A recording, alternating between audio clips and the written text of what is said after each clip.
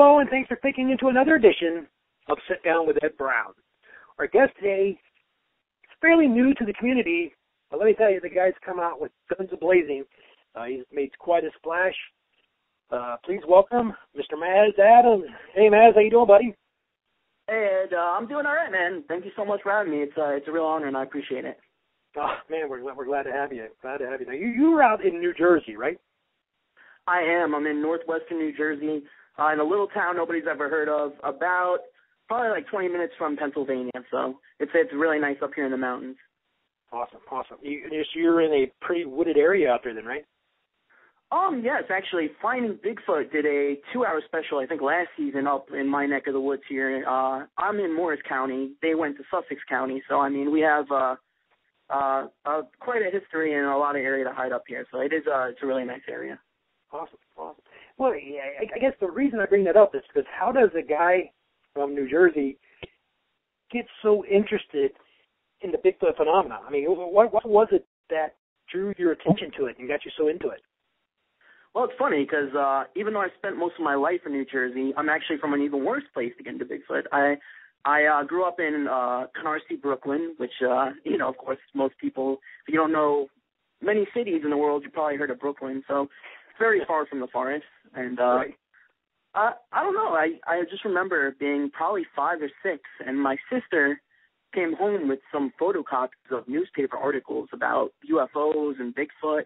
And it just really intrigued me. And it's funny because I was the biggest scaredy cat growing up. I mean, monsters, Dracula, anything like that just scared me. But somehow this, what is more realistic, more possible, and what I believe, intrigued me. And I just remember that hooked me. I remember watching Unsolved Mystery episodes when I was a little guy and always just watching the Bigfoot ones. And once I saw that, the Patterson footage and that image, I was hooked. I just loved it. So, oh yeah, of course, what got me. Same thing here. I mean, that Patterson footage really got me too. I mentioned a second ago at the opening that you come out with your guns blazing, and I probably should have said your pencil is blazing because you have. I mean, you're an artist, right? I mean, you do a lot of artwork. Tell us a little bit about that. Yeah, I mean, I feel very blessed because since I was a kid, if you asked me what I wanted to do, when I was 5, 6, I knew it was drawing. When all my friends, in pre-K and kindergarten were playing blocks on the carpet, I was at the table with those, terrible pieces of paper that were like brown, like tray paper, drawing with really bad Crayola markers. And I don't know, my parents say, I hold a pencil wrong to this day, because they say that I actually picked one up before I started walking. And I just always loved it. I was always a nerd, always into Ninja Turtles and stuff like that. And I just remember sitting drawing. And, a big part of it was my mom, who unfortunately passed away recently. But, I wouldn't be doing this without her. She was my biggest fan from day one and never doubted me. She always believed that if I love something, even though it's not easy for an artist to make it, I should follow it. And just grew up just so passionate about it over the years. And like I said, I feel truly blessed to have something that I enjoyed. It was never a question of what I was going to go to school for. Right. So you actually went to school for artwork then as well, right? I did. There was a school I wanted to go to since I was probably in 8th grade called the Joe Kubert School, which is actually why I'm up here. And for anybody who's a comics fan, Joe Kubert is basically a legend in comics. He actually did pass away too, about a year and a half ago, I want to say. But he was working professionally since he was about 13, and he started the school that people would come to from all over the world, if they wanted to get into comics. And that's really what my love was, drawing monsters and superheroes and stuff like that. And so my parents, wanted me to go to community college first. So I did that for fine art. And I was a really stubborn kid, They really trash-talked comics. That's not art, this and that. So I really nailed it in then, and, I regret that. But still, with my mom and my dad's ear and, my dad knowing that's what I wanted to do, they let me go to this Joe Kubert school, and it's like a boot camp for artists. It was just drawing 10 hours a day, 7 days a week for 3 years. And I really credit it with, giving me the work ethic and really making me the artist I am now. So, yeah. That's awesome. I mean, how much more fun can you have than doing something you love 10 hours a day for 3 years. Yeah. It was a ton of fun. It was also a lot of work. It's funny because a lot of kids drop out like the first 2 weeks because they hear, oh, drawing, I love to draw, and then you have to draw stuff you hate, and it's just like 2 different classes each day, 10 different classes a week, 10 different assignments, and they weren't just like sit down and draw for 20 minutes, they took like 8 hours an assignment or whatever, and so a lot of people can't handle that, and but it really set me straight, and I'm very thankful for the opportunity to go there, and I highly recommend it for anyone who wants to get into comics or graphic art. That's awesome. So do you use your artwork? I mean, I've seen some of your artwork, and we're actually going to be, posting some pictures now while we're talking of some of your artwork, which is awesome. Do you use that as a way to express what you think a Bigfoot is, or how do you draw a picture of a Bigfoot? You know what I mean? Does that? I don't. Yeah, I'm not absolutely. asking a question. No, I got you. Like, is that a depiction of what I'm saying? This is Bigfoot. This is what I like Bigfoot when I draw Bigfoot. Sometimes, and it's funny because, I, not so much now, but I was very active in posting my artwork in different forums on Facebook and stuff like that. And, I'd always get, that's not what they look like, or, this doesn't look like a Bigfoot, or I've seen one and that's not it. And, I laugh at that. I try not to get upset because it's just silly. I like drawing Batman, and I don't draw Batman the same every time. I like drawing Joker. I don't draw him the same every time. So I like to have fun with it. I do have what I believe they look like, but I don't want to draw that over and over and over again because it's going to get boring. So, sure. Ideally, I kind of like the Patterson look, the human nose, stuff like that. Mm-hmm. But sometimes I make them more ape-like, and I don't necessarily dig that myself, but it's something different to do.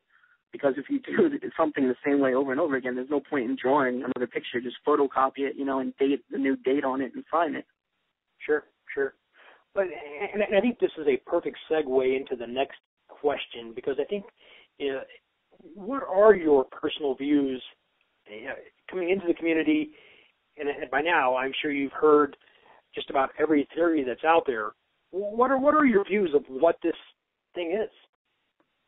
And the thing to keep in mind is to me, anything I say, obviously, I feel like I shouldn't have to, but because the person I am, I like to preface it with, this is just my opinion. A lot of people like to claim that they're experts in this. To me, at least, I think it's hard to say you're an expert with something that hasn't officially, quote unquote, been confirmed to exist and be studied that way. To me, it's all hypothesis and theory. Me personally, if I had to say based on what I think or what I've seen or whatever, I tend to lean more to like ancestral human side. We are primates, so to me, when people get upset about ape versus man, it's a little silly because it's all under the same, the same branch. I definitely think that they are more human in their thinking. However, they are definitely, in my opinion, like I said, do have primate characteristics that men aren't capable of. Anyone that can evade a man can be argued to be smarter than man. So, in the end, they are what they are. I enjoy it no matter what. My heart's not going to be broken if it comes out that they are 100% more ape than man. Even chimps, right? They say share like 98% DNA with men. So to me, I do think that they are flesh and blood. I will say that. I don't want to make fun of anyone that has paranormal theories or cloaking or this and that. I myself don't buy it, but I'm just a person. My view is no more important than anybody else's, but I believe they're flesh and blood. I just believe that they've lived here forever, and they know their environment, and they're smart. And that's about it. Sure. And I think you make a good point when you talk about the experts, because I've often said myself that there are no Bigfoot experts, only experts in different theories, So I definitely see where you're coming from when you mention that, and I agree with you wholeheartedly. Have you ever been out looking for evidence or anything of that nature? Oh, yes, I have. And the thing is, there's like that term, armchair research or whatever, and you're right. I don't know how people feel or whatever, but I think, I'm not going to hate on anyone. I love Finding Bigfoot. I watch it. I know that it's TV. I have great respect for a lot of the individuals involved. However, I know that it is a business and it's TV, so I find it funny when people hate on it because I know they're going to watch it anyway. But I literally, since I was 5 and 6, I've collected everything I could on the subject. I've read everything. I've watched it. So I feel like I have more respect for people like that than people who just see Finding Bigfoot and start screaming in the middle of their backyard, you know.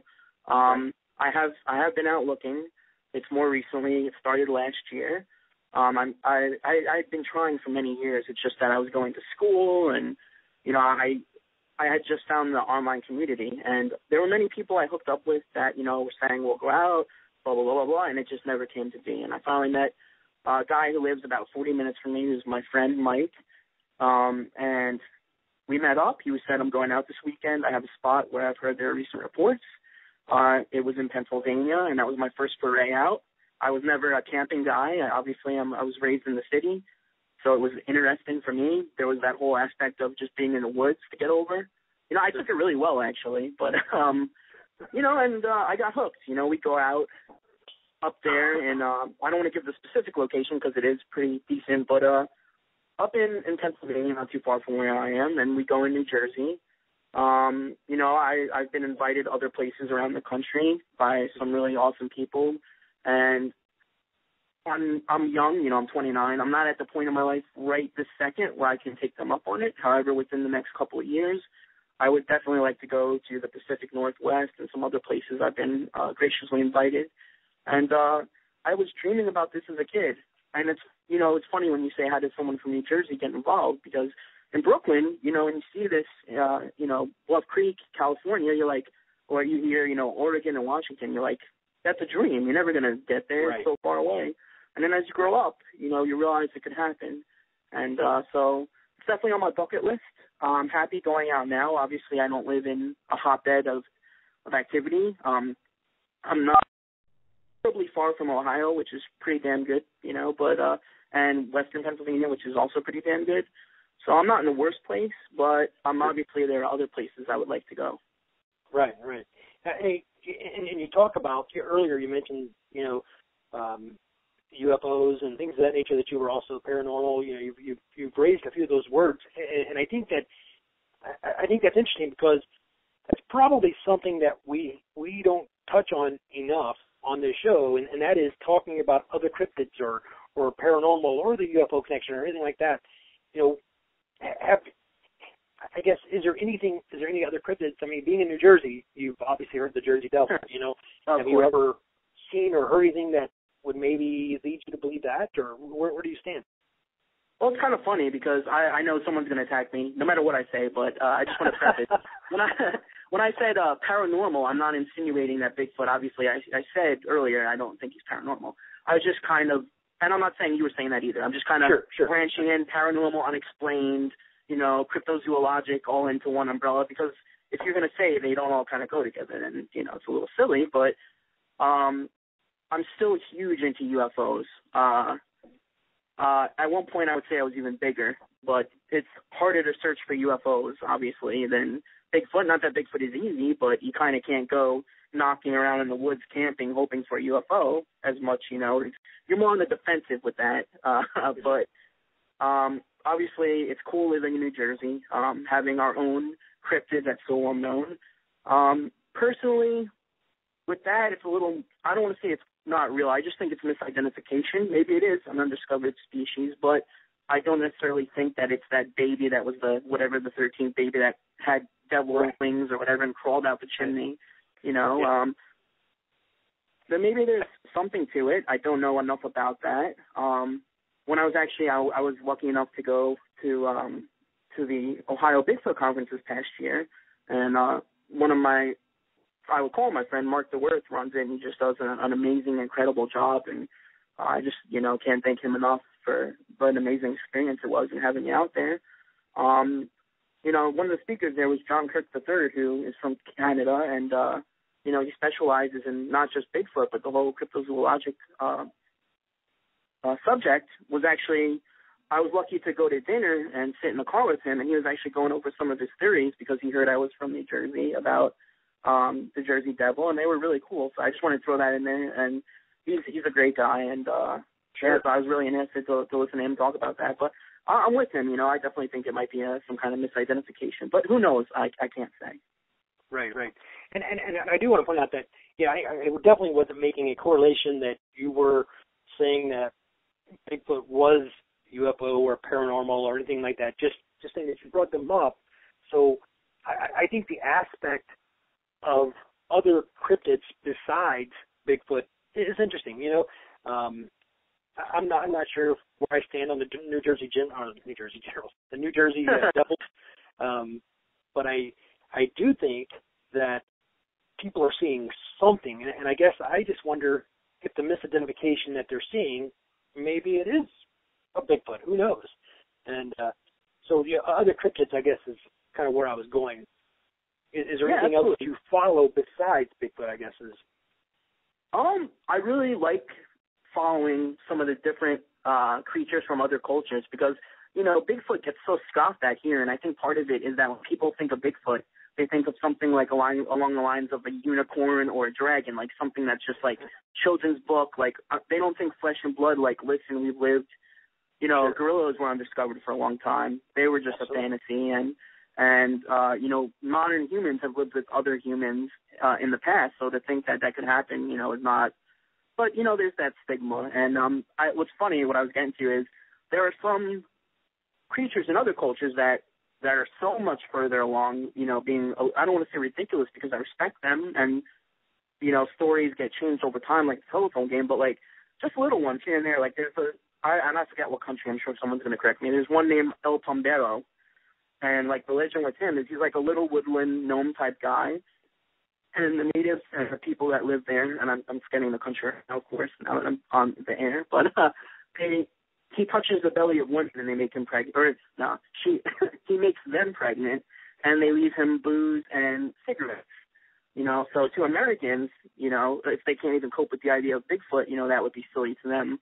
But I love all ape creatures. Like I said, I'm really into gray aliens, Roswell, that stuff. I just like learning about different cultures and different beliefs and stuff like that. I find it really interesting. Sure, and I want to touch on that because the reason I even bring that up is because I myself, I'm anything that's a mystery, I'm going to be attracted to it. Rather it be UFOs, rather it be ghosts, rather it be Bigfoot or whatever. It draws me in because it's a mystery. I'm a curious nature, I guess you could say. So do you think it takes that kind of curious nature to be interested in something like this, or to at least follow it closely like most of us do? Absolutely, and I think there are, I don't want to say two types of people that believe in Bigfoot, but there's the people that are just believe in it, don't want to think about it, just like, I don't want to say the crazies, but, that kind of take a less scientific approach, like I had done seen it, I know what I saw. And then there are those who take a more scientific approach, like, listen, this is highly possible. Not that either of them are wrong. I don't like fighting within the Bigfoot community. We're all for the same thing for the most part, believing in this creature. Of course, there are those who want to kill one to prove it. There are those who don't believe in that. I'm not going to get into that. But, I always think it takes an acquiring open mind to believe in something that so many people scoff at, because I know just telling certain people, oh yeah, I'm into Bigfoot, it's a passion, there are those who laugh at you and there are those who are like, oh, that's awesome, or that want to start a conversation. So I think in life, for the most part, you should always keep an open mind because we're learning new stuff every day. If we told people 100 years ago what we have today, they would laugh us out of the room. So sure. Definitely. And one thing I didn't touch on, which you brought up, is huge into ghosts as well. I had the opportunity to go to a lot of haunted places, which are a lot of fun, and I'm really interested in that too, and that's something I highly believe in. I got to go, which is one of my favorite cities in the world, to St. Augustine, which is, I believe, considered the second haunted city in the United States, and I got to get a private tour of the lighthouse there at night, which was, if anybody watched Ghost Hunters, it was their number one episode for which they picked. It's just an amazing place, and I had an experience there myself. And then also New Hope, Pennsylvania is not too far from me, and that's another place that is considered the most haunted city in the United States. However, that's not as open to people just walking around. So yeah, that, like I said, that I really love, and that unknown factor. And to me, part of the thing that makes it fun is the unknown. If Bigfoot were discovered tomorrow, as much as I would like to say I told you so, that's not why I'm into it. There is that mystery. You know, no matter how much you may, quote unquote, believe that this creature exists, knowing for a fact that it exists, I will admit would kill a large part of it for me. Not that I would stop, but Right. Well, and that actually leads me to an interesting question, because let's say, hypothetically, tomorrow somebody finds DNA and it's completely 100% proven that Bigfoot exists. What happens then? I mean, what happens to the community then? Do you think it just kind of dwindles away because now their mystery's gone, or do you think it gets even more intense? What do you think happens? I don't think there's any quote unquote kill in the community, but I think it would get more intense. I think it would get worse because a lot of people are going to say, "I told you so. I knew it. I told you what I saw was blah blah blah blah." You know, and there are a lot of already. Not that I hate the community. I don't. I've met some of the most amazing, giving, caring, wonderful, intelligent, insightful people in my life from the communities. You know, a lot of my best friends are people in the community. You know, but like any community, you know, there are the know-it-alls who like to fight, who sit in front of Facebook all day, and I just know that would intensify. And like I said, it's not going to go away. To me, though, the wonder outweighs the knowing, for me at least. Sure. Well, I think you're exactly right. I don't think it's going to go away either. I think that there will be a small portion of people who are just like, okay, the mystery's there, the mystery's gone, you know, it's no fun anymore, and they're going to wander off to something else. But I do agree that there will be a more intense, say, fighting, if you will, amongst ourselves as to, well, you know, I told you this is what it is, or I told you that's what it was, and you're wrong, you know, and then all of a sudden you get all that banter going on, which is already, it's horrible as it is in the community, in my opinion, but it is what it is. Yeah. And it's funny about that because, you know, I'm sure everybody watched the Survivor Man Bigfoot and think of it what you want, but the one thing that Les said that was really funny is the biggest argument, and it stuck with me too, the biggest argument is not between believers and non-believers, it's within the community of those who believe as to what it is. Yep. And that's kind of sad. I mean, what does it matter? I mean, you know, the thing is, a lot of the people in the community already believe. They've already had encounters because most people either got in as a kid like me, got in because of finding Bigfoot and the craze that swept America, you know, Bigfoot mania, or they got in because they had an encounter. And so those people already believe. So, I mean, it's just justification for them. It's not like a big, you know, like, wow. And I also believe that most people that ostracize us and make fun of us are going to be like, okay, so what? You know, they're not going to be like, oh, dude, you were right. Like, look at this. We made fun of you all these years. We made you have to make, you know, separate Facebook profiles and hide from work and not wear your Bigfoot T-shirts in public. But, you know, it's fine. No, it's cool. Yeah, totally. You know, but that is life. Right. And I think that's a good point because when it is found and it is discovered, and I do think that, and I think that time is coming. You know, personally, I think that time is coming. I think that I think you're exactly right. Some people are going to be, who cares? I told you so. No big deal. And then you're going to have the ones who are non-believers now. I agree. I think they're going to be like, yeah, so what? You know, to them it's no big deal, I guess. And so that's interesting. Exactly. And then tomorrow something will happen. You know, there'll be another disgusting suicide attack or school shooting, and people will go back to not giving a crap. So that's the way it works. It'll be big for a day, and you know, so like I said, part of me would love to see that. I'm not because I would love to have people look at me differently because they won't look at any of us. I don't think. Maybe I'm being cynical, but you know, it is just part of knowing. And I think I would love to have my own flesh and blood fight encounter more than I would love to have it, you know, breaking news, Bigfoot has been confirmed as a species. Sure. And when I saw something myself, and I'm going to be careful when I say this because I'm not 100% sure that what I saw was a Bigfoot because it was at a very far distance and I'm looking through binoculars. But I can tell you that it wouldn't make any sense to be anything else. I'll just say that. Not that it wasn't anything else, just that it wouldn't make any sense to be anything else. But it does kind of change your outlook, because now it's like, okay, I saw something with my own eyes that just doesn't fit into the realm of any other possibility. So for me, I am now more into it than I was before, because now I want to see it again, but a little bit closer. Now I want to confirm what I saw, and it's almost like that never-ending fight with yourself. Is it real? Is it not? Is it? Where is it? Did I really see what I think I saw? And there is that little inner fight, I guess. And it's funny, because something you said a minute ago kind of brings this up, is if you, in your neighborhood where you live or where I live, because we both live on the East Coast, I'm in Ohio, if you go up to somebody and say, I saw a Bigfoot, they're going to laugh at you. But you go to the Pacific Northwest and you go to a perfect stranger and go, man, I just saw a Bigfoot. They'd be like, really? Where'd you see yours at? Yeah. So where you are actually has a lot to do with that as well. So I just thought I'd throw that in. Exactly. You and I should just move out there, because we'll be one of the people. But definitely, man. Working on that. So there's a good chance I will be moving out there very soon. So all right. Well, I expect an invitation. Anytime, open invitation. So I get out there, and if that works out that way, then definitely have an open invitation any time. So now, all right. Well, what's our good?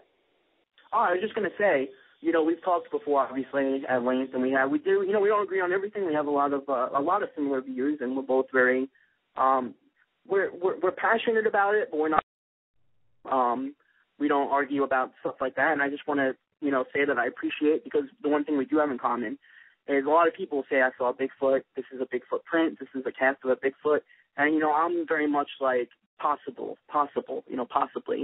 And it goes back to, like, the expert thing, saying, like, there are those casts that people revere as this is the legit thing, and I have a lot of respect for Dr. Meldrum and Cliff and people like that, Mr. Cliff Brockman and, John Bindenagle. I think if anyone knows anything about that kind of stuff, it's them. But with that being said, even the most revered of casts that this is the real deal, nobody knows. Unless you see the Bigfoot step down, or the Sasquatch step down, make that impression. And even having one won't tell you, because who says, one is going to tell you everything? One human will tell you everything about humans. But right. I'm just very much, with the sighting thing, like, even if you saw it face to face and it said, hi, my name is Sasquatch, like, we don't have anything 100% to compare that to. We have the Patterson video, which, I believe is legit, and other stuff like that. But without multiple confirmed species, I don't think anyone can say I saw a Bigfoot. Sure. Even if you saw, like, a rhino in Africa from far away, it's even hard enough to maybe say that's a rhino. Or, I'm just picking an animal. I'm not. But, the idea is what I'm trying to say. So I have a lot of respect for you. Not a statement. Gotcha. Exactly. I have a lot of respect for you to say, I think I saw a Bigfoot. Because, like I said, even up close, I would say the same thing. I wouldn't say I saw a Bigfoot. That's what I believe, but I'm not going to, say 100%. So I just wanted to throw that out there. I need to go off track. But. Well, let me tell you, if I saw one from 10 feet away, I'm going to tell you I saw a Bigfoot. Maybe I would too. I don't know. I'll be pretty sure if I saw one from 10 feet away. I don't necessarily want to see one that close. I'm probably wrong. I'd probably go in my pants and say, yes, I did see a Bigfoot. So who knows? But it's easy to sit in my house comfortably, sipping iced tea saying that. But, it's different when it's in the field in action. So. Sure. So now you're up there in New Jersey, and you go out. Have you ever found anything that you would consider good evidence? No, it's funny. I'm one of my good friends that is just an amazing guy, Shane Corson, had me on his radio show, and I thank him for that. And we talked about it a little bit. I did find a footprint, and there were other circumstances. And, when you first find a footprint, especially, your first one, you're going to, I know Cliff likes to say you can't be married to it, but I mean, as somebody who's wanted to go out your whole life, going out, finding a footprint, it's like, damn, that's a big footprint. We talked about it a little. I could see how people thought it was something different because, it did look like what was a human boot, possibly, with a huge bear print over top of it to form that. And, at first I was like, that's a big footprint. Then, as time goes away, you start to emotionally detach from it. And it's very similar to my artwork, because I'll be drawing something and people will tell me it's great, or I'll not see that the eye is crooked after or something like that. You can't see it the same way through your eyes. So what I'll do is I'll take a photo of my drawing, and then somehow there's something in my brain, and I talk to other artists the same way with them, that makes you see it differently, as if it's not something you've drawn. And that was the problem with this footprint. Now I can make the case that maybe it is a big footprint, possible big footprint. However, now, a year after, I'm 99% sure it's not. So if you asked me a year ago, I would have told you this is a great footprint. You could see the toes, this and that. But now that time has gone on and I'm not as excited over it, I can be more objective. And I think that this has helped me, because in the future, you learn maybe even more from things that turn out not to be what what people think are legit than the ones that are possibly. So you can use this as reference against other things. Right. Good point. But, Good point. I mean, I think being objective to your own findings is probably more important than how you view somebody else's stuff. Because, and I say that because if I'm not with you and I don't see what you see, I have absolutely no right to tell you you're lying unless you give me a reason to think that, But if you're there yourself and you find something, you have to be able to look at what you're seeing and look at it objectively and say, okay, what else is possible? What else could this possibly be? I'll give you a perfect example. Dan, who puts these things together, by the way, Dan Lindholm does a great job with these things, but he has his video from the 27th. I think it's the video of the 27th, but in one of the videos where he's at the field, there is a tree that is just sitting up next to another tree.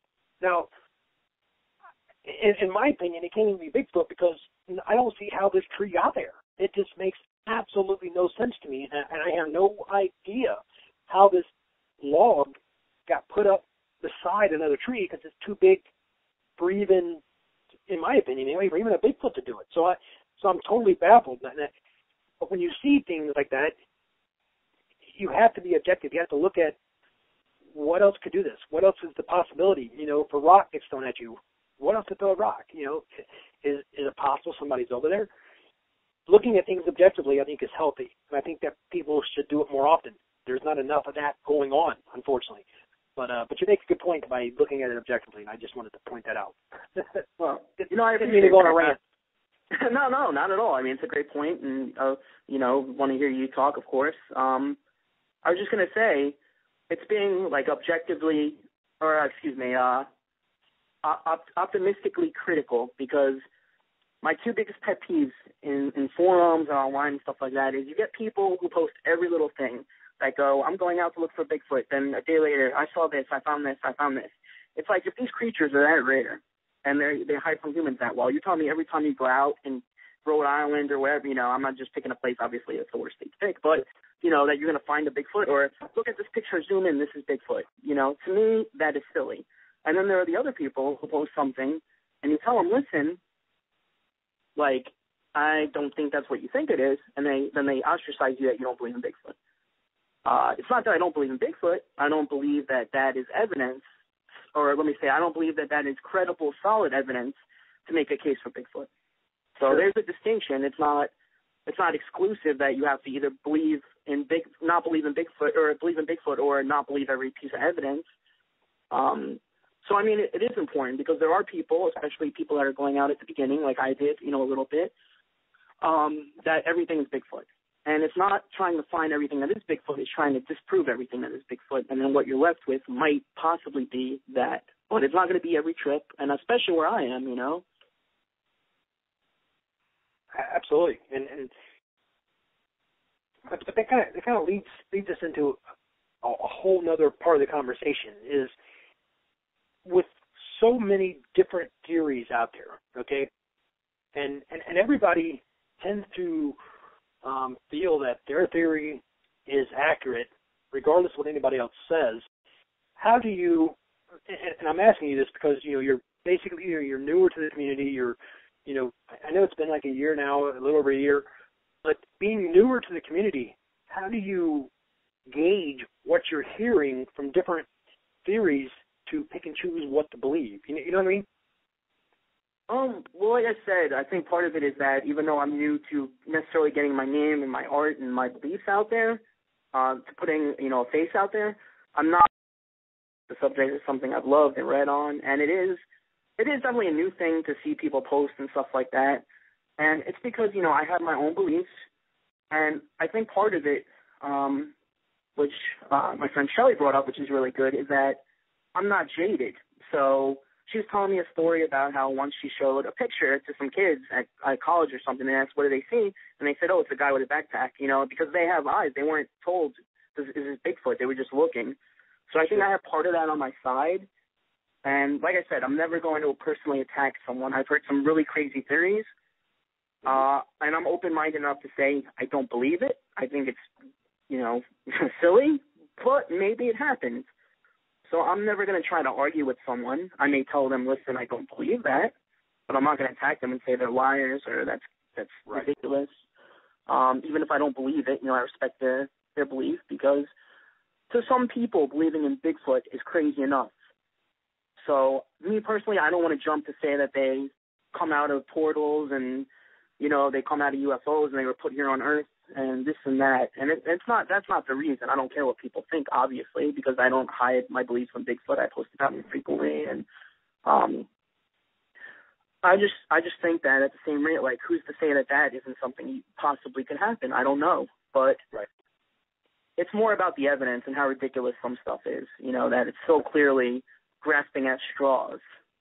So I just think that even though I'm young and I'm new, to the community, that I at least am ahead of other people. Not to sound arrogant, I'm not. I mean, I'm grateful for this, for everything, but just that my thought process is a little more mature. That allows me to be more objective about things.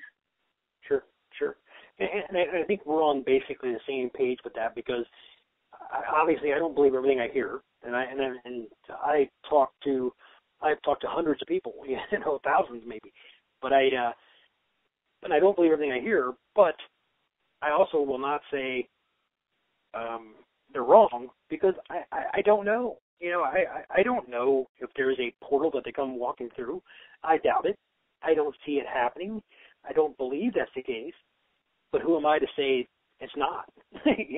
So I agree with you 100% on that. Yeah, and I think part of it might just be that I'm too nice to, you know what I mean, to be like, well, that sounds like absolute garbage, because I just know how words can affect people for the good, for good or for bad. I may say it off air or whatever, but, I will try never to say the wrong thing. But, I absolutely, it's not out of the realm of possibility. Do I believe it? No. But, it is what it is. We all love the same thing, so let everybody enjoy it no matter what they believe in. And I think that's fair enough. So you're out there, and I'm just going to kind of change the line here a little bit. Yeah. You're out there in New Jersey, and you're a new member, I guess, to an organization, NSRS. Tell us a little bit about that, how you got involved and how they found you or you found them and how that works.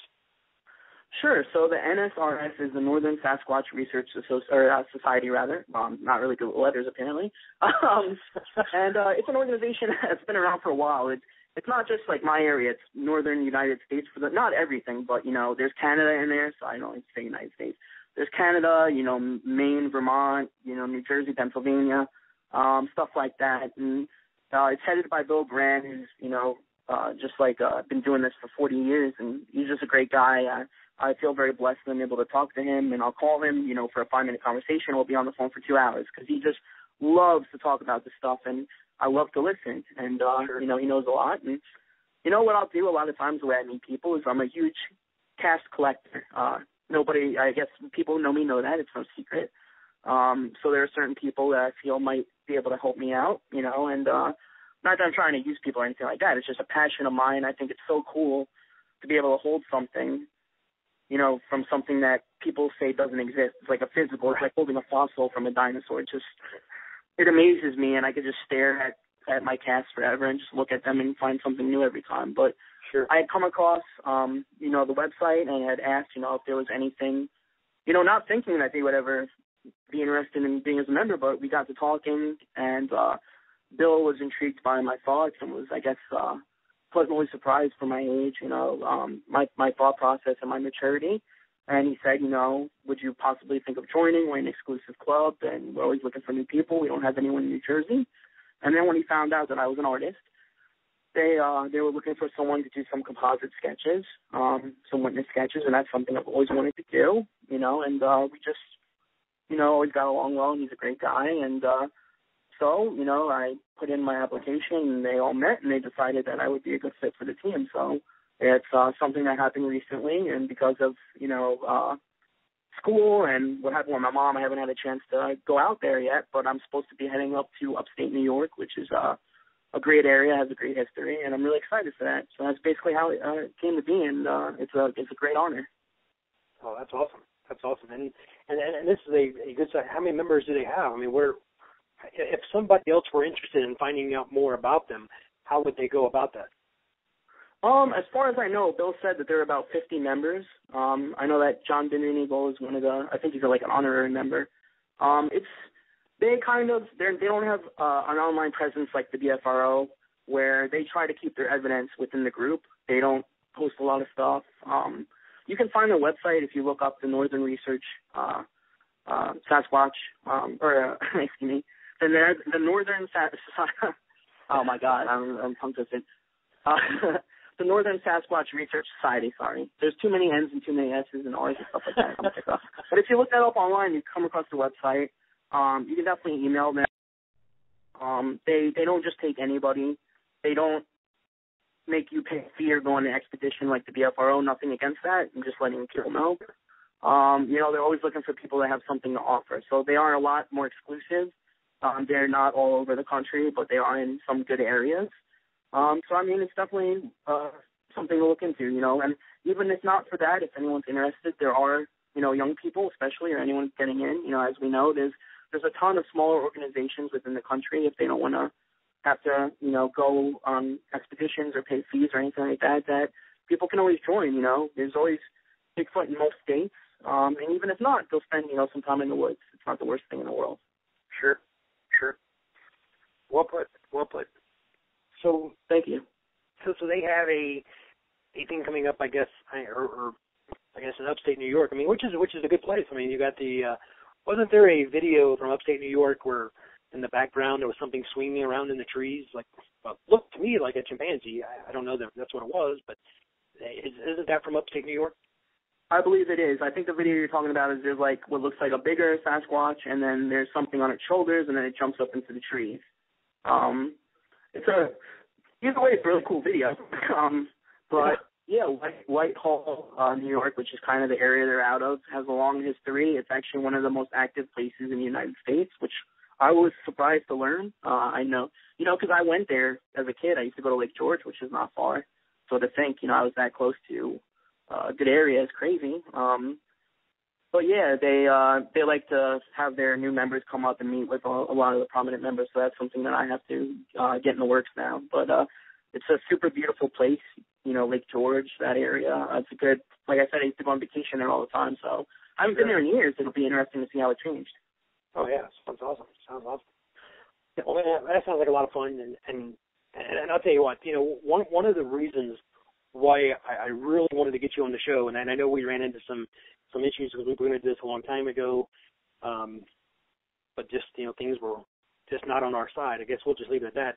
But is because of your enthusiasm and your outlook and the way you look at what is going on.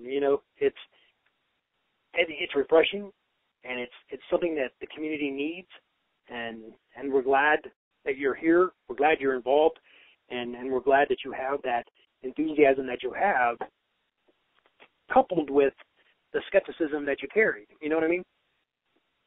Absolutely, man. And like I said, it's just knowing the people that you've had on the caliber. in the grand scheme of things, I'm a no one. I could be anybody. Anybody could be doing this. It's a big honor. I love talking about Bigfoot. Anyone who wants to contact me, I talk about Bigfoot all day, every day, and I feel blessed that I have two big passions in life I can combine. The paranormal, Bigfoot, and Bigfoot, and art, and I'm just lucky. And anyone, in any walk of life that has a passion, no matter what somebody says, just go follow it. As long as it doesn't hurt anybody, doesn't matter what it is. So I honestly cannot thank you enough for the opportunity, to voice my opinions. And I'm sure some people will agree and some people won't. But either way, it's an honor, and I truly thank you, Ed. Yeah, it's been my honor wholeheartedly. Well, at that point of the show now where I like to give my guests the floor, because I want to make sure that if there's anything I missed or anything I didn't cover, something that maybe you just want to bring up that maybe we didn't discuss, this is your opportunity now to close out the show with anything that you'd like to add. Absolutely. So anyone who's interested, I'm sure that, like Ed said, they're going to show some of my work.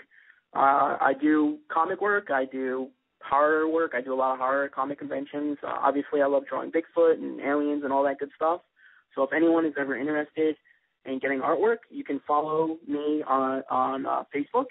It's the Art of Maz Adams. Maz is M-A-Z. Adams is A-D-A-M-S. Or you can follow me on Instagram at Maz Adams Art, all one word. Again, that's M-A-Z, A-D-A-M-S, and the word art. You can always feel free to contact me or add me on Facebook. I'm a big art collector myself, and one of the worst things in the world is wanting art from someone and then being too expensive. I'm very appreciative of the people that think highly enough of my work that want something. So if there's any interest, please just message me. I'm more than willing to work with people. I think my prices are pretty fair considering the amount of work I put in. And I love meeting new people and talking Bigfoot and art. And I just want to thank you again, Ed, for the opportunity. And hope that, whoever does listen can identify or enjoy at least something I've said. That's awesome, Matt. And I'm going to tell the listeners real quick, I know this is your, at least that I know of anyway, your second opportunity to be talked to and to discuss your feelings and everything. But I am 100% sure it won't be your last. Maz has a good road ahead of him. He's set up very nicely for what he wants to do, and it's refreshing to have Maz in the community. And Maz, I'm going to tell you, thank you for coming on the show, and it's been completely my honor. And look forward to seeing more from you. And I'm sure you and I are going to talk quite a bit after this, so we'll be all right. You better, man. And the only other thing I want to mention, which I forgot, is I'm also, like I said, a huge cast collector.